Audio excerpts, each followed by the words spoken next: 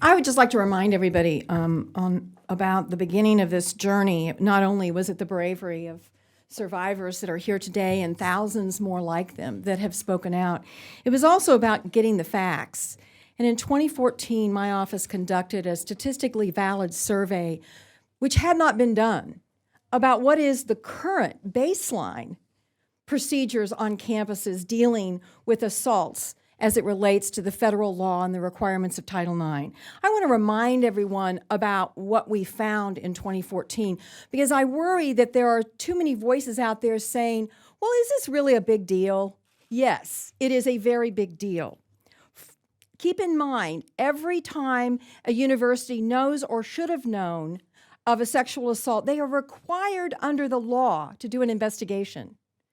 Over 40% of the universities and colleges in America said on our survey they had not done an investigation in 5 years.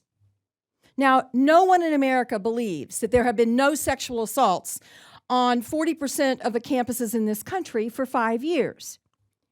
In addition, 21%, 1 in 5 of these universities, had reported more assaults than they'd actually investigated.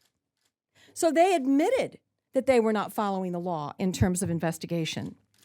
Only 21% of the institutions provided, 21% provided no sexual assault training.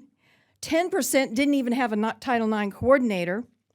And then 33% of the schools provided no training to the people who were doing the adjudicating. These were kangaroo courts.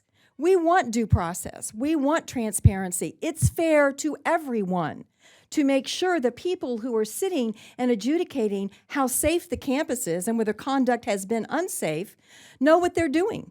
It's fair to the survivor, and it's certainly fair to the person who has been accused. And 1 out of 5 institutions in 2014 acknowledged that their athletic departments had a role in doing these cases when an athlete was involved. And everyone understands what's wrong with that. Finally, 73% of the institutions had no protocols on how that institution interacts with law enforcement when one of these cases come forward. That's how you don't prosecute cases.